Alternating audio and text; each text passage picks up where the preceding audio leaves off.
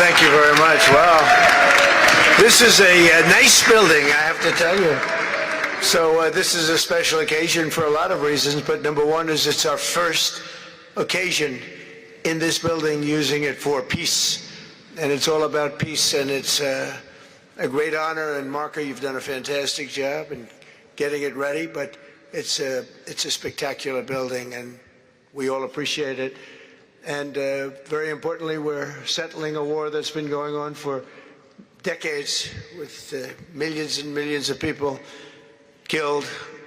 And these two gentlemen spent a lot of time backstage talking to each other, and over at the Oval Office. We were at the Oval Office together. It was beautiful.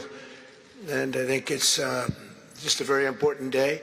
And we have other leaders from other countries. And you said such beautiful things. I'd love to have you come up. We'll finish up, and then I'd love to have you come up, and if you can issue the words that you just issued backstage, which usually doesn't work, you know, it usually never happens. They said, oh, they said it much better before, but you will probably do better up here. But I'd love to have you say how you felt, because it is an amazing day. Great day for Africa, great day for the world, and for these two countries, and they have so much to be proud of. And I want to thank the leaders. I want to thank you very much. It means maybe more because we are here together for the first time ever in this building. Brand new, beautiful building. I don't want to tell you how much it costs, because I hear it's a lot. Okay? They don't build inexpensively here. But I just want to thank you very much. So please sit down, everybody. I want to thank everybody for being here. It's a momentous occasion. It's truly incredible setting. It's very few places I've seen like this. In this holy season, we prepare to celebrate the birth of the Prince of Peace. We have come to the U.S. Institute of Peace to sign a historic agreement that will end one of the longest-running conflicts anywhere in the world, with far more than 10 million people killed. Today we commit to stopping decades of violence and bloodshed, and to begin a new era of harmony and cooperation between the Democratic Republic of the Congo and Rwanda. I want to thank the two courageous leaders. They are courageous leaders. They really are courageous leaders, great people. President Tshisekedi of the Democratic Republic of the Congo and President Kagame of Rwanda. They are amazing people, and they had stories to tell me that were incredible. Really fascinating in so many different ways. Sad and beautiful, both sad and beautiful, and today makes them beautiful. I've just held really fantastic meetings with both men and representatives of other countries, where we discussed the importance of upholding this new agreement. Very detailed, powerful agreement. I also want to thank several foreign guests and dignitaries in attendance to celebrate this magnificent event, including the President of Angola. Please, would you stand? And so great to see you. Thank you. The President of Burundi. Thank you very much. Great to see you again. The President of Kenya. We have the Olympics here. You know, they do very well in the Olympics, those runners. I don't know what the heck you do with those runners, but they are very good. I've been watching them for a long time. So we have the Olympics coming to the United States. You know that. Thank you very much. And you'll come as our guest. Thank you. And the President of the Council of Ministers of Togo. Thank you. Thank you very much. The Vice President of Uganda. Thank you. It's such a beautiful color. Like all these guys are wearing these dark suits. You just stand out for a lot of reasons. You're beautiful. The Foreign Ministers of Qatar. Thank you. Thank you very much. Say hello to my friend, a great man. And the United Arab Emirates. Thank you. Thank you. My regards, right? And the Chairman of the African Union Commission. who's done a fantastic job, and thank you for all your help. We appreciate all your help. A special group of people. A very special thanks as well to Secretary of State Marco Rubio. Marco, please stand. Thank you. And thank you for putting a certain name on that building. I said, boy, that is beautiful. That blew up last night. They said, that's a great honor. It really is. On this building, it's a great honor. Thank you very much. I assume you had a lot to do with that. Just a little bit. Yeah. Thank you. Appreciate it. And Senior Advisor for Africa, Masad Boulos, who's been fantastic. Thank you, Masad. All of these people, every one of them were indispensable in forging this agreement. Let me also recognize Senators Mike Rounds and Lindsey Graham. Lindsey, thank you. Mike, wherever you may be. Thank you. Thank you, Mike. Representatives Ronnie Jackson. Where's Ronnie? Ronnie is that great guy. He won his race in Texas by 48 points, right, Ronnie? So I don't have to ask if he's in any. I don't even have to endorse him anymore. It doesn't matter. Save the paper, right? Great job. Chris Smith. Chris. Thank you, Chris. Great. Good job. Trent Kelly. Trent. Thank you very much. Thank you. And the acting president of the Institute for Peace, Darren Beatty. Thank you, Darren, very much. Thank you very much, Darren. For more than 30 years, one of the worst conflicts on earth has been raging in eastern Congo. Millions and millions of people have been tragically killed, went on forever, and countless more have been displaced from their homes. Families have been destroyed. It's been a disaster. Many administrations have tried, but probably not too hard, knowing who preceded me. But they tried. It said they've tried. But we tried harder to end this conflict. But they've accomplished, obviously, they accomplished very little because the killing went on at levels that just got worse and worse. And today we're succeeding where so many others have failed. And this has become the 8th war that we've ended in less than 1 year. Such an exciting thing to do. This has been really, because we're talking about 30 years of fighting, 30 years, much more than 10 million lives. Last June, thanks to the efforts of Secretary Rubio and Mr. Boulos, Rwanda and the DRC reached a landmark agreement to move toward peace. They started the process. I met with some of their great representatives who are here also, and we started a great process. The compact we're signing today, which will be known as the Washington Accords, everybody sort of liked that name, formalizes the terms agreed to in June, including a permanent ceasefire, the disarmament of non-state forces, provisions for refugees to return to their homes, and justice and accountability for those who have committed illegal atrocities. Very importantly, this agreement also creates a new framework for economic prosperity. There's tremendous wealth in that beautiful earth. It's beautiful earth, but it was stained badly with blood, tremendous amounts of blood. But in the region that will support a lasting peace, and the Democratic Republic of the Congo and Rwanda have agreed to more closely integrate their economies with each other rather than fighting, and they'll be doing that. And these two gentlemen are very smart, and I think they liked each other a lot. I spent time with them.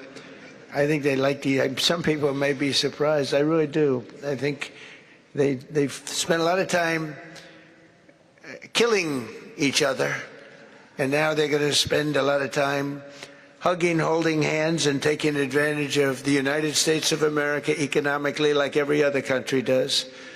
So they're going to do very well, but they do have some very valuable things. They're going to have a lot of money and a lot of success, and I think they're going to get along really well, so I hope so.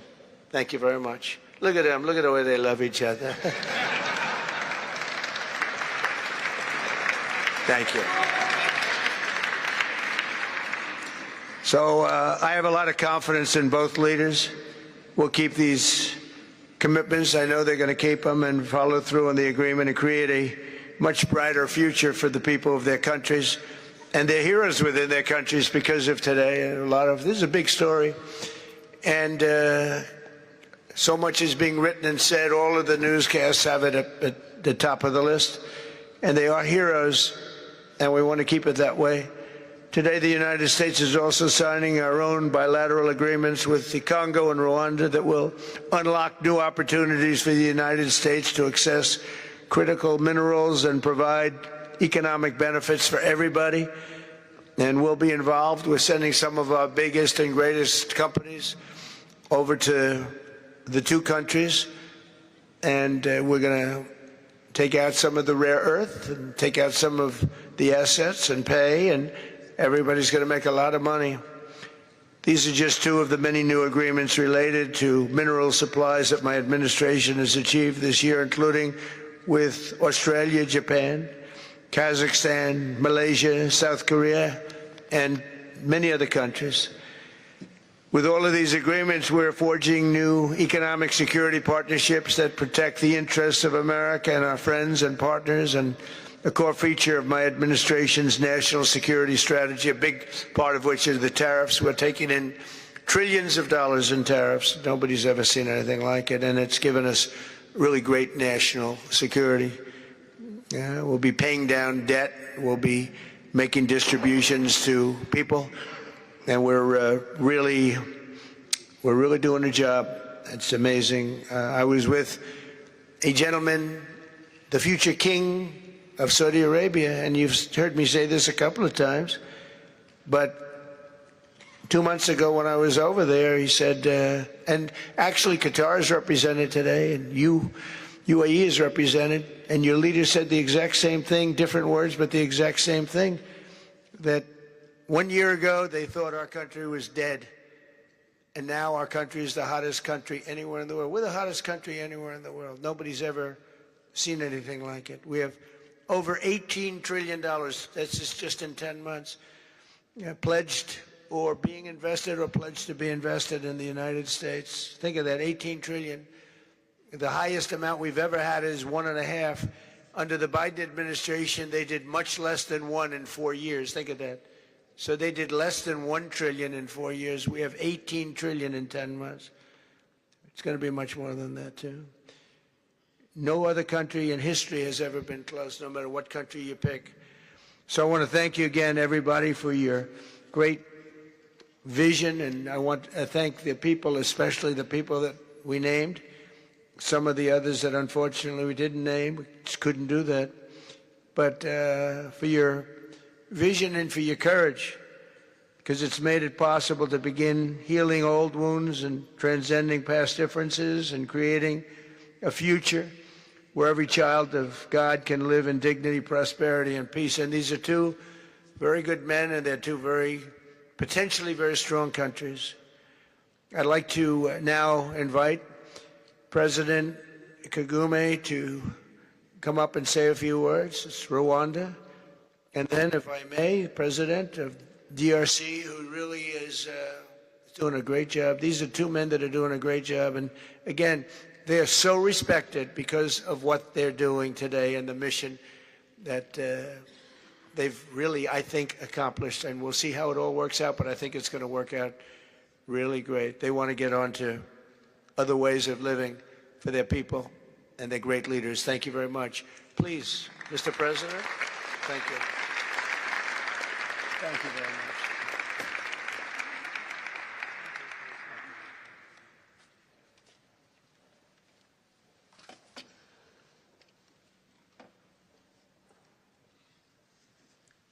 Excellency Donald Trump, President of the United States of America, Excellencies, heads of state and government, and former heads of state, distinguished ladies and gentlemen, I want to begin with some words of thanks. First, to my fellow heads of state and government from Africa, your presence here confirms that these efforts enjoy the broad support necessary to succeed. I also thank Minister of State Kulaifi, representing His Highness Sheikh Tamim bin Hamad of Qatar. The role of Qatar has been absolutely central in getting us to this point. But of course, the biggest vote of thanks goes to President Donald Trump. No one was asking President Trump to take up this task. Our region is far from the headlines.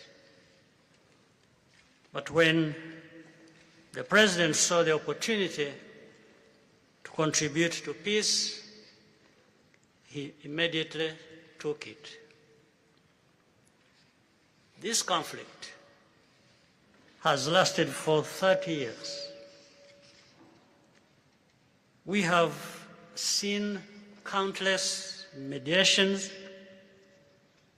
and efforts, but none has succeeded in resolving the underlying issues.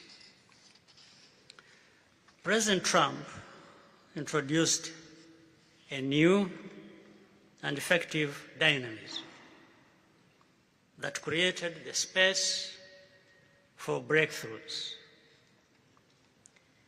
His approach is even-handed, never taking sides. He orients us toward the future, not the past, emphasizing that the dividend of peace is prosperity and investment, including from the United States. More importantly, President Trump's approach is pragmatic. The process has not become an end in itself. All of these elements filter down to his dedicated team, and here I want to single out Secretary Rubio and Masad Boulos for special appreciation. We would not be here today without their efforts. And as a result, we have the clearest and most viable path forward that we have ever had. These accords provide everything needed to end this conflict once and for all. If this agreement falters and things do not work out as they are supposed to, the responsibility will not lie with President Trump, but with ourselves. It's up to us in Africa, working with our partners to consolidate and expand this peace. There will be ups and downs on the road ahead. There is no doubt about it. Rwanda, I know, will not be found wanting. I can assure you of that.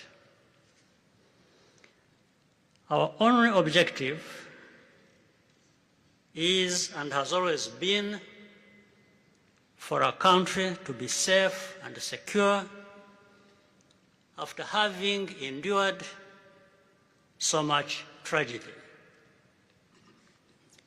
We now only want to look forward in a confident expectation of a prosperous and stable future.